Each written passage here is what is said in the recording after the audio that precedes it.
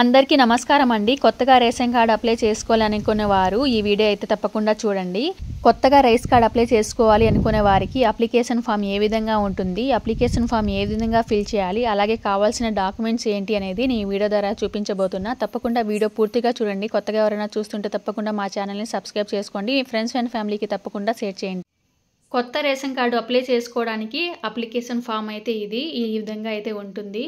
ఈ ఫామ్ను ఫిల్ చేయడం చాలా మందికి ఐడియా ఉంటుంది, కొంతమందికి తెలియకపోవచ్చు అనే ఉద్దేశంతో వీడియో అయితే చేస్తున్నానండి. కొత్త రేషన్ కార్డు అప్లికేషన్ ఫామ్ అయితే ఈ విధంగా ఫస్ట్ అయితే మనం ఫిల్ చేయాల్సింది చాలా వరకు ఈ డేటా అనేది అన్ని అప్లికేషన్ ఫామ్లో సేమ్ ఉంటుంది అనమాట. అంటే కొత్తగా యాడ్ చేయాలన్నా, లేదు కొత్త రేషన్ కార్డు చేసుకోవాలన్నా, లేదు ఎవరైనా స్ప్లిట్ చేయాలన్నా మోస్ట్లీ అప్లికేషన్ ఫామ్స్ అన్నీ ఒకే విధంగా ఉంటాయి. కాకపోతే కొన్ని చోట్ల మాత్రమే చేంజ్ అవుతాయి అన్నమాట.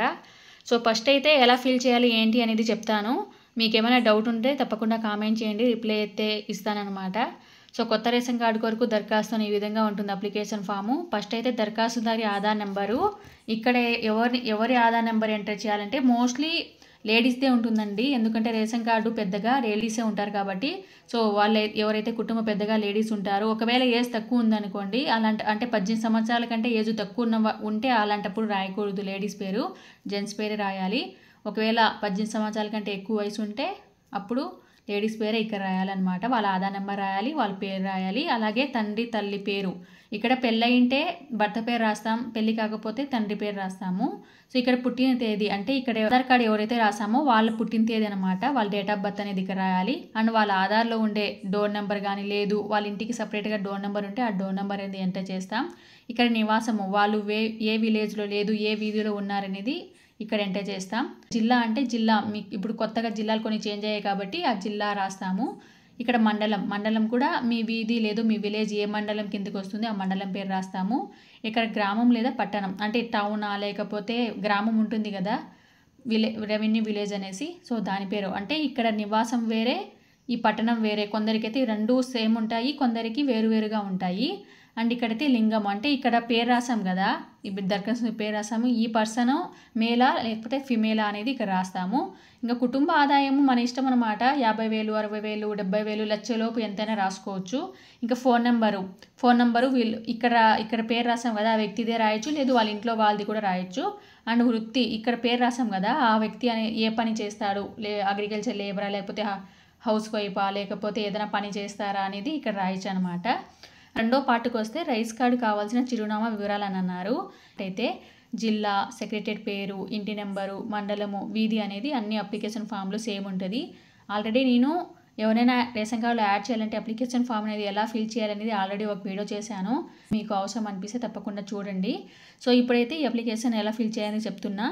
జిల్లా అంటే ఇప్పుడు చేంజ్ అయింది కదా, ఆ జిల్లా పేరు రాస్తాం. అండ్ సెక్రటరీ పేరు అంటే మీరు ఏ సచివాలయం, లేదు వార్డు కింద ఏ వార్డు సచివాలయం కింద వస్తారు, లేదు గ్రామ సచివాలయం పేరు రాస్తారు. మీ దగ్గరలో ఉన్న, అంటే మీరు ఏ సచివాలయం కిందకి వస్తారో ఆ సచివాలయం పేరు అనేది రాస్తారు.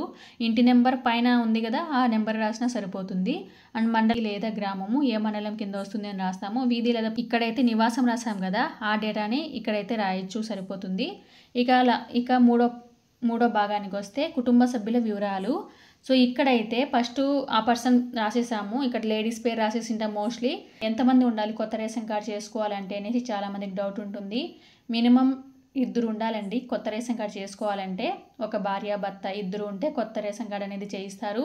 ఒకరున్నా చేయిస్తారు. లేడీస్ ఎవరైనా భర్త చనిపోయి ఎవరు లేకుండా ఉన్నట్లయితే లేడీస్కి ఒకరికే చేయిస్తారు. చాలామందికి ముందైతే రేషన్ కార్డులో వాళ్ళ కొడుకో కూతురో ఉండి వాళ్ళకి పెళ్ళి అయిపోయి, లేదు వాళ్ళు ప్రైవేట్గా ఏదైనా జాబ్ చేస్తూ ఇన్కమ్ ట్యాక్స్ పే చేస్తూ, లేదు వాళ్ళు గవర్నమెంట్ ఎంప్లాయ్ ఉంటే అలాంటప్పుడు రేషన్ కార్డు అనేది పోయిందనమాట. అలాంటి వాళ్ళు ఇప్పుడు మళ్ళీ అప్లై చేసుకోవచ్చా అనేసి చాలామందికి డౌట్ అయితే వస్తూ ఉంటుంది.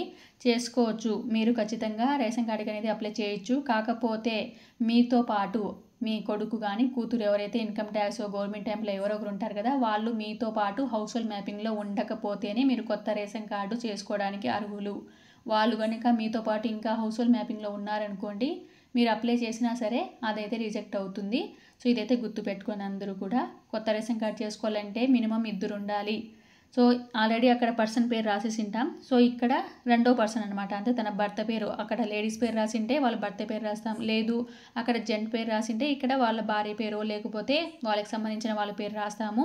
సో వరుస నెంబర్లో ఒకటి రాస్తాం, సభ్యుల పేరు రాస్తాము.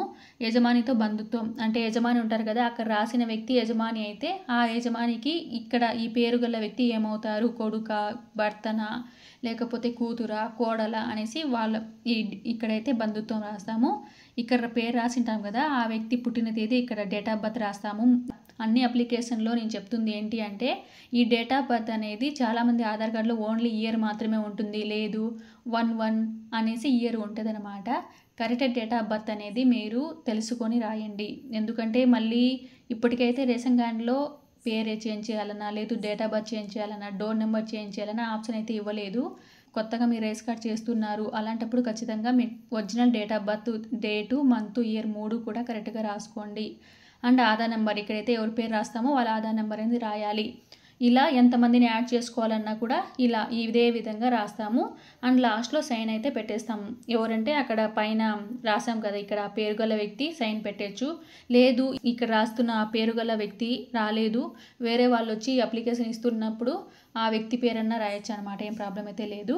అండ్ ఈ అప్లికేషన్ ఇలా ఈ విధంగా రాసేసిన తర్వాత ఏమేమి డాక్యుమెంట్స్ కావాలి అంటే ఈ అప్లికేషన్ కావాలి, అదేవిధంగా సభ్యుల ఆధార్ కార్డ్ జిరాక్సులు కావాలి. అంటే ఇక్కడ పైన వ్యక్తి ఆధార్ కార్డు జిరాక్సు, ఇక్కడ ఈ బాక్సులో ఎంతమంది రాసి అంటే అంతమందివి కూడా ఆధార్ కార్డ్ జిరాక్స్ అనేది కావాలి.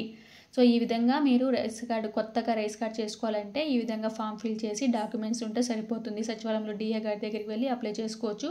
అప్లై చేసిన తర్వాత టీ నెంబర్ వస్తుంది, ఇద్దరు కూడా తంబు వేయాల్సి ఉంటుంది.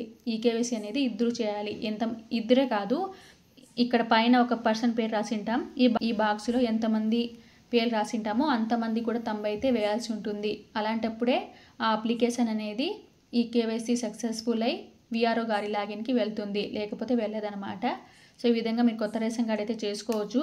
ఇంకా కొత్త రేషన్ కార్డుకి సంబంధించి చాలామందికి ఉండే డౌట్ ఏంటి అంటే వాళ్ళ హస్బెండ్ ఏదో గవర్నమెంట్ జాబ్, లేదు ప్రైవేట్ జాబ్ చేస్తూ ఉంటారు, లేదు ఇన్కమ్ ట్యాక్స్ పే చేస్తూ ఉంటారు. సో అలాంటప్పుడు వీళ్ళు ఓన్లీ భార్య, పిల్లలు ఉంటారు, ముగ్గురు. సో వాళ్ళ ముగ్గురికి సపరేట్గా రేషన్ కార్డు వస్తుందా, అప్లై చేసుకోవచ్చా మేము ఎప్పుడు అనేసి అడుగుతుంటారు.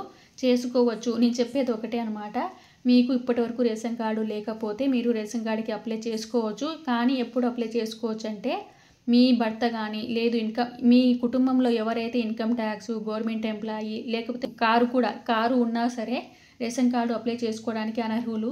ఇది హౌస్ హోల్డ్ మ్యాపింగ్లో వాళ్ళు కనుక మీతో పాటు ఉన్నట్లయితే అలాంటి సందర్భాల్లో మీరు రేషన్ కార్డు అప్లై చేసుకోలేరు. ఒకవేళ అప్లై చేసుకున్నా సరే మీకు రేషన్ కార్డు అనేది రాదనమాట. 6 స్టెప్ వ్యాలిడేషన్లో ఈ విధంగా గవర్నమెంట్ ఎంప్లాయీ ఉన్నారు, లేదు ఈ వ్యక్తి పేరు మీద కారు ఉందని చూపించేస్తుంది. ఒకవేళ వాళ్ళు మీతో పాటు హౌస్ హోల్డ్ మ్యాపింగ్లో లేకపోయినట్లయితే మీరు హ్యాపీగా రేషన్ కార్డుకి అప్లై చేసుకోవచ్చు. అండ్ గవర్నమెంట్ నెక్స్ట్ ప్రవేశపెట్టే పథకాలు కూడా మీరు ఎలిజిబుల్ అయితే అవుతారు. సో మీరు household mapping first check చేయించుకోండి. సచివాలయంకి వెళ్ళి డిఏ గారి దగ్గర కానీ, వెల్ఫేర్ గారి దగ్గర కానీ, ఎన్బిఎం పోర్టల్లో ఒకసారి కనుక హౌస్ హోల్డ్ మ్యాపింగ్లో ఎంతమంది ఉన్నారు, ఎవరి పేరు మీద ఎక్కువ ల్యాండ్ ఉందా, లేకపోతే జాబ్ వాటి ఎస్ఆనో అని చూపిస్తుంది అనమాట. ఒకసారి అక్కడ చెక్ చేసుకొని తర్వాత కావాలంటే మీరు రేషన్ కార్డుకి అయితే అప్లై చేసుకోవచ్చు. సో హౌస్ హోల్డ్ మ్యాపింగ్లో మీతో పాటు కారు ఉన్న వ్యక్తి కానీ, గవర్నమెంట్ జాబ్ ఉన్న వ్యక్తి కానీ ఉండకూడదు. ఉంటే మీకు రేషన్ కార్డు కానీ ఇతర పథకాలు అయితే రావు. సో ఒకవేళ ఇప్పుడు వచ్చినా సరే 6 స్టెప్ వ్యాలిడేషన్ అనేసి ఎప్పుడైనా వెరిఫికేషన్ వస్తాయి, అప్పుడైనా పోతాయి అనమాట. సో అదైతే చూసుకోండి. ఇది కొత్త ration card application form and fill చేసే విధానం, కావాల్సిన డాక్యుమెంట్స్ అయితే ఇంకా ఈ రేషన్ కార్డుకి సంబంధించి ఎలాంటి డౌట్స్ ఉన్నా మీరు కామెంట్ చేయండి, ఖచ్చితంగా నేను తెలుసుకొని మీకు రిప్లై ఇస్తాను. మరిన్ని వీడియోస్ కోసం మా ఛానల్ని తప్పకుండా సబ్స్క్రైబ్ చేసుకొని సో నన్ను సపోర్ట్ చేయాలని కోరుకుంటున్నా. సో ఇది వాళ్ళ video. Thank you so much. ఇప్పటివరకు వీడియో చూసిన అందరికీ థ్యాంక్ యూ.